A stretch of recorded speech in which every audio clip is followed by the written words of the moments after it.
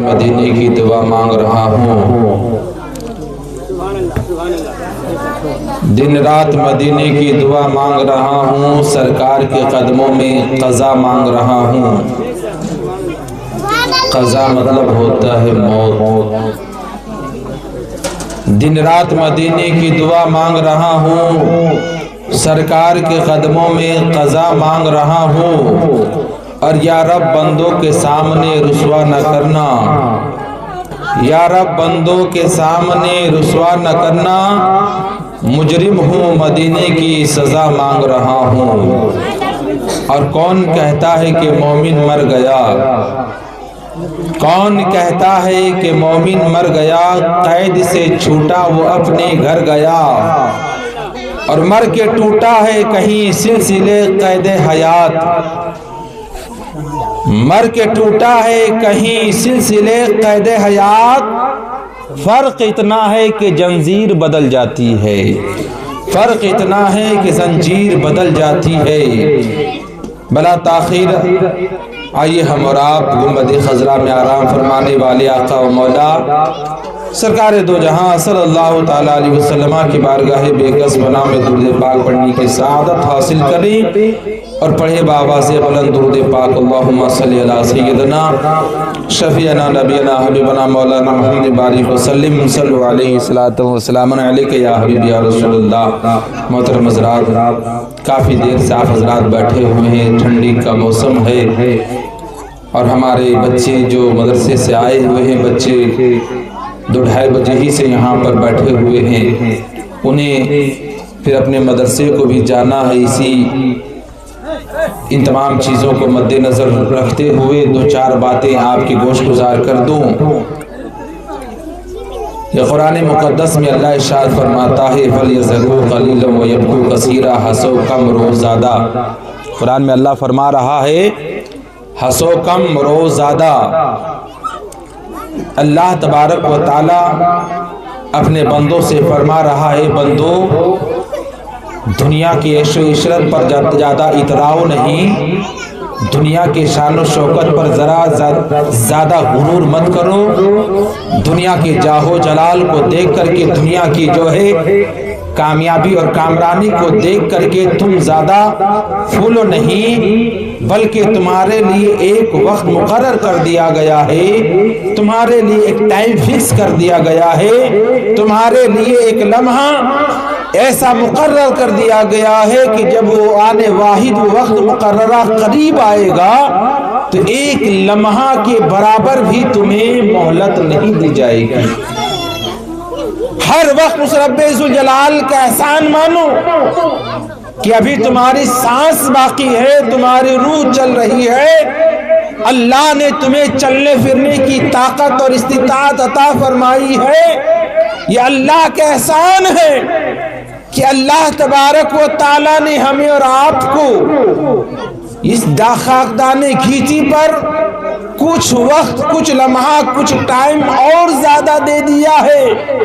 کہ تاکہ تم اس آخرت کی تیاری کر لو، تاکہ تم اس اندھیری کوٹری کی تیاری کر لو، تاکہ تم جب وہ اللہ کے حضور تمہیں حاضری دینی پڑے اور تمہیں اپنا حساب و کتاب دینا پڑے تو اس وقت میں رسوائی نہ ہو، شرمندگی نہ ہو، اس وقت تم اللہ کی بارگاہ میں یہ کہہ سکو کہ پروردگار عالم تو نے جو زندگی عطا کی تھی، تو نے جو عمر عطا کی تھی، میں نے صرف لہو و لعب میں نہیں، صرف بچوں کی پرورش میں نہیں، صرف محنت و مزدوری میں نہیں، بلکہ پروردگار عالم مجھے جو زندگی عطا کی ہے، بچوں کی پرورش بھی میں نے کی، محنت و مزدوری بھی کی، اور تیری فرما برداری، تیری عبادت بھی میں نے کی۔ پیارے آقا صلی اللہ تعالیٰ علیہ وسلم کے پیارے دیوانوں، ہر جانے والا ہمارے لیے درس عبرت ہے، جو جا رہا ہے وہ ہمارے لیے درس عبرت بن کے جا رہا ہے کہ اے لوگوں سنو، اور آج سے نہیں بلکہ آپ نے سکندر بادشاہ کا نام سنا ہوگا، جس کی آدھی دنیا میں حکومت تھی، یعنی آدھی دنیا میں جس کی سلطنت تھی، جب وہ بیمار ہو گیا، موت قریب آ گئی، نزع کا عالم آ گیا، تو اپنے خادموں کو بلایا اور بلا کر کہا اے خادموں سنو، جب میں مر جاؤں اور کفن میں لپٹ دیا جاؤں، کفن پہنا دیا جاؤں، تو اس وقت میرے دونوں ہاتھ کو باہر کر دینا، اس وقت میرے دونوں ہاتھ کو باہر کر دینا۔ خادموں نے پوچھا اے بادشاہ وقت، اے سکندر بادشاہ، آپ ایسی نصیحت کیوں کر کے جا رہے ہیں کہ جب آپ کو کفن پہنایا جائے، جب آپ کو کفن میں لپیٹ دیا جائے، تو طریقہ یہ ہے کہ جب کفن پہنا دیا جاتا ہے تو ہاتھ سینوں میں نہیں، ہاتھ پہ جو ہے جناب کے نیچے نہیں، ہاتھ اور جگہ نہیں، بلکہ ہاتھ تو سیدھے کر دیے جاتے ہیں۔ آپ یہ کیوں کر رہے ہیں کہ ہاتھ کو دونوں باہر کر دیا جائے؟ تو سکندر بادشاہ جسے ذوالقرنین کہا جاتا ہے، وہ کہتے ہیں میرے خادموں، تمہیں جو ہے تم میرے ہاتھ کو باہر کر دینا، اس لیے کہ جب میرا جنازہ جائے اور لوگوں کی نظروں میں میرا ہاتھ آئے تو لوگوں کو یہ پتا چل جائے کہ جس سکندر بادشاہ کی حکومت آدھی دنیا میں تھی، وہ بھی جب دنیا سے جا رہا ہے تو خالی ہاتھ جا رہا ہے، وہ بھی دنیا سے جا رہا ہے، وہ کوئی ساز و سامان لے کر کے نہیں جا رہا ہے، وہ بھی دنیا سے جا رہا ہے، تو کچھ مال و متاع نہیں لے کر کے جا رہا ہے، وہ بھی خالی ہاتھ دنیا سے جا رہا ہے۔ اور تقریباً 30 یا 35 سال کے درمیان میں ہی اس کا انتقال ہو گیا۔ وہ سکندر بادشاہ 30 یا 35 سال کے درمیان میں ہی انتقال کر گیا۔ جو دنیا آدھی دنیا میں جس کی حکومت تھی، اللہ اکبر، یعنی ہر جانے والا یہ سبق دے رہا ہے، اے میرے بعد رہنے والے دنیا میں اپنی زندگی بسر کرنے والوں، دیکھو میرا وقت آ گیا تھا، میں جا رہا ہوں، میرا وقت قریب، میرا وقت آ گیا، موت نے مجھے جو ہے اپنے آغوش میں لے لیا، میں جا رہا ہوں، میں اپنے گھر کی طرف جا رہا ہوں، اس اندھیری کوٹھری کی طرف جا رہا ہوں، رب ذوالجلال کی طرف جا رہا ہوں۔ تمہارے پاس موقع ہے، کچھ اس آخرت کی تیاری کر لینا، اس آخرت کے لیے بھی کچھ ساز و سامان اکٹھا کر لینا، اس آخرت کے لیے بھی کوئی نیکیاں اکٹھا کر لینا،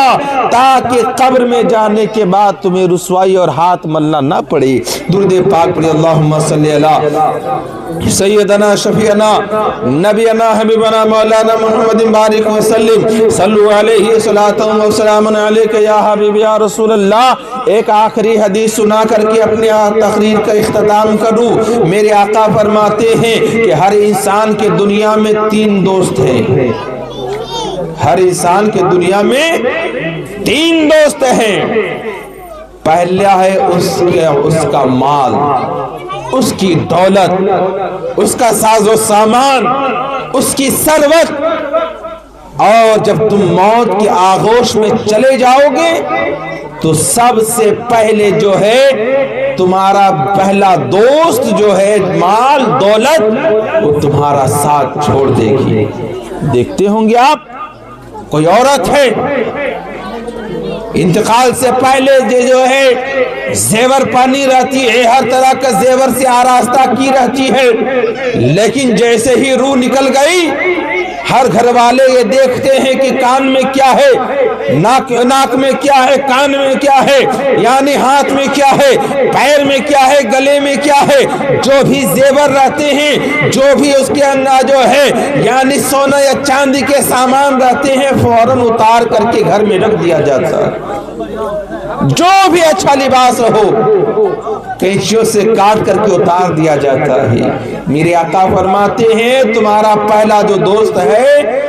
وہ روح چلنے، سانس چلنے تک ہی تمہارا ساتھ دے گی، جو ہی سانس بند ہو گئی پہلے ہی تمہارا دوست تم سے علیحدہ ہو جائے گا، جدا ہو جائے گا۔ دوسرا دوست میرے آقا فرماتے ہیں کہ دنیا میں تمہارا دوسرا دوست ہے تمہاری اولاد۔ کون ہے تمہاری اولاد؟ وہ اولاد تمہارے قبر تک تمہارا ساتھ دے گی، اولاد قبر تک تمہارا ساتھ دے گی۔ جس اولاد کے لیے ہم نے محنت و مزدوری، دوسروں کی نوکری، دوسروں کی غلامی کی، وہ اولاد ہمارے ساتھ قبر میں نہیں جانے والی، وہ اولاد ہمارے قبر تک ہی جائے گی، قبر کے اندر نہیں جائے گی۔ آپ دیکھتے ہوں گے چاہے باپ سے کتنی ہی محبت کیوں نہ ہو، کتنا ہی رونا دھونا کیوں نہ کرتا ہو، سینہ پیٹ رہا ہو، لیکن کوئی اولاد ایسی نہیں ہے کہ اپنے جانے والوں کے ساتھ قبر میں اتر جاتی ہے یا قبر میں اس کے ساتھ جاتی ہے، بلکہ جو ہی قبر میں رکھا جاتا ہے تختہ بند کر دیا جاتا ہے، مٹی ڈالی جاتی ہے، اولاد وہاں ساتھ چھوڑ کر گھر کو واپس چلی آتی ہے۔ میرے آقا فرماتے ہیں تمہارے دو تین دوست ہیں، ایک دولت جس کے لیے تم نے جائز اور ناجائز نہیں دیکھا، بھائی کی حق تلفی نہیں دیکھی، مال کا غصب کرنا نہیں دیکھا، سود خوری نہیں دیکھی، دوسروں کے جو ہے امانت میں خیانت کرنا تم نے نہیں دیکھا، وہ دولت تمہارے سانس چلنے تک باقی رہے گی، سانس بند ہو گئی، رک گیا، روح نکل گئی، وہ دولت تمہارا ساتھ چھوڑ دے گی۔ دوسری تمہاری اولاد جس کے لیے تم نے یعنی دن رات ایک کر دیے، محنت و مشقت کی، وہ اولاد تمہارے قبر تک ہی تمہارا ساتھ دینے والی ہے۔ اور میرے آقا ارشاد فرماتے ہیں تمہارا تیسرا دوست ہے تمہارا اعمال، تمہارا اعمال تیسرا دوست ہے جو تمہارے ساتھ تمہاری قبر میں جانے والا ہے۔ اگر تم نے اعمال اچھا کیا، تم نے نیکیاں کی، تم نے اچھا تقوی و طہارت میں زندگی گزاری، اللہ کی عبادت میں زندگی گزاری، وہی اعمال جو تم انہیں قبر میں لے کر تم اترے ہو، وہی اعمال وہی نماز تمہارے لیے قبر میں عذاب کے لیے ڈھال بن جائے گی، وہی اعمال نیکیاں تمہارے لیے قبر میں بچھونا بنا دیا جائے گا، وہی نیکیوں کے ذریعے سے تمہارے لیے قبر کو کشادہ کر دیا جائے گا، وہی نیکیوں کے ذریعے سے تمہارے لیے جو ہے جنت کی کھڑکی تمہارے قبر میں کھول دی جائے گی۔ اور اگر تم نے اعمال اچھا نہیں کیا، برے اعمال کر کے تم جا رہے ہو، نیکیاں کر کے نہیں جا رہے ہو، تو وہی اعمال تمہارے لیے سانپ اور بچھو بن کے تمہارے اوپر مسلط کر دیا جائے گا، تمہارے لیے اژدہا بنا کر کے مسلط کر دیا جائے گا، وہی جو ہے گناہ تمہارے لیے یعنی تو آگ کا توق بنا کر کے گلے میں ڈال دیا جائے گا۔ میرے آقا فرماتے ہیں تین دوست ہے، آخری دوست تمہارا اعمال ہے جو تمہارے ساتھ دنیا سے یعنی تمہاری قبر میں جانے والا ہے۔ پیارے آقا صلی اللہ تعالی علیہ وسلم کے پیارے دیوانوں، وہ اعمال جس کے لیے اللہ کے رسول فرماتے ہیں کہ وہ اعمال اچھا کرو، نیکیاں کرو، اپنے اعمال حسنہ میں زندگی گزارو۔ اللہ اکبر، اگر تم اچھا کر کے جاؤ گے تو قبر تمہارے لیے تنگ دست نہیں، تمہارے لیے تنگ نہیں کر دیا جائے گا، بلکہ وہ قبر جتنا آرام تمہارے گھر میں نہیں تھا، تم نے اپنے لیے مکان کتنا بڑا روم بنایا، 10x10 کا، 12x12 کا یا 15x15 کا کمرہ بنایا، لیکن یاد رکھو اگر تم نے اچھی نیکی کر کے اچھے اعمال کر کے گئے، نیکیاں ساتھ لے کر گئے تو اللہ تبارک و تعالی تمہاری قبر کو تمہاری جہاں تک نظر جائے گی اتنی کشادہ فرما دے گا۔ جو ہوا تمہارے کولر ایسی اور پنکھے نہیں دے سکتے ہیں، وہ جنت کی کھڑکی تمہاری قبر میں کھول دی جائے گی، جس سے بھینی بھینی خوشبو کے ساتھ ہوا، جنت کی ہوا تمہاری قبر میں آئے گی۔ وہ بچھونا چاہے 10,000 کا گدا ہی کیوں نہ ہو، 20,000 کی روح بھر کے گدا میں تم کیوں نہ آرام کرتے ہو، مخملی گدے میں کیوں نہیں آرام کر رہے ہو، لیکن وہ گار بستر بھی تمہارے لیے کم نظر آئے گا۔ جو اگر تم اچھے اعمال کر کے جاؤ گے تو اللہ تبارک و تعالی تمہاری قبر میں جو ہے جنت کا بچھونا عطا فرما دے گا۔ درود پاک پڑھی، اللہم صلی اللہ سیدنا شفیعنا نبینا حبیبنا مولانا محمد بارک وسلم، صلو علیہ صلاۃ و سلام علیک یا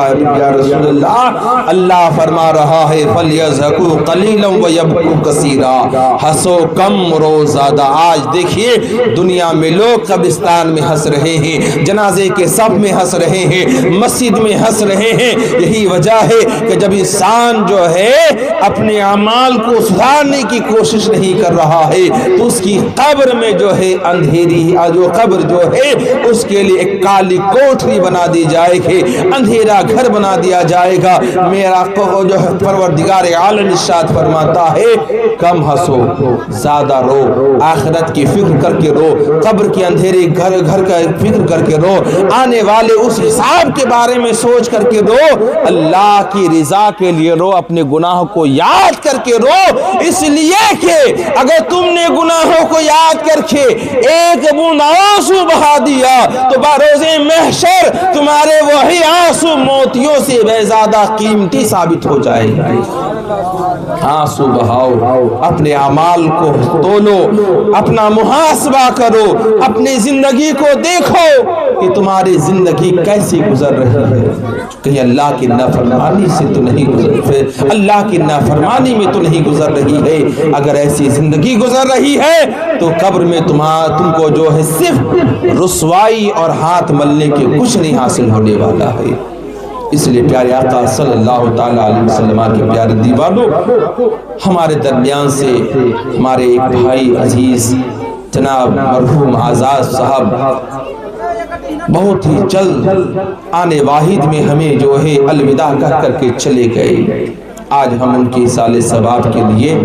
یہاں بیٹھے ہوئے ہیں۔ حدیث پاک میں آتا ہے کہ جیسے ایک انسان پانی میں ڈوب رہا ہو اور اسے تیرنا نہیں آتا ہو، اس کے سامنے آپ اچھا کھانا رکھ دیجئے، پیسے رکھ دیجئے، وہ کہے گا کسی چیز کی مجھے ضرورت نہیں ہے، بس مجھے سہارا دو کہ میں ڈوبنے سے باہر نکل آؤں، میں سمندر سے جو غرق ہو رہا ڈوب رہا ہوں باہر نکل آؤں۔ میرے آقا ارشاد فرماتے ہیں کہ جو تمہارا مرحوم چلا گیا تمہارے ایصال ثواب کا ویسے ہی محتاج ہے، جیسے ایک ڈوبنے والا جو ہے تیرنا نہ جانے، اسے ڈوبنے والے کا تیرنے جو ہے بچانے والے کا سہارا ہوتا ہے، ویسے ہی تمہارے ایصال ثواب تمہارے نیک کاموں کا جو ہے ضرورت پڑے گی۔ پیارے آقا صلی اللہ تعالیٰ علیہ وسلم کے پیارے دیوانوں، ان کی اولاد سے میں کہنا چاہتا ہوں کہ آپ جب تک باقی جو ہے سانس رہے اپنے والد کے لیے صدقہ و خیرات کرتے رہیں، اچھا نیک عمل کریں اور اس نیک عمل کا ثواب اپنے والد کو پہنچاتے رہیں۔ میں نے جو بھی کچھ کہا ہے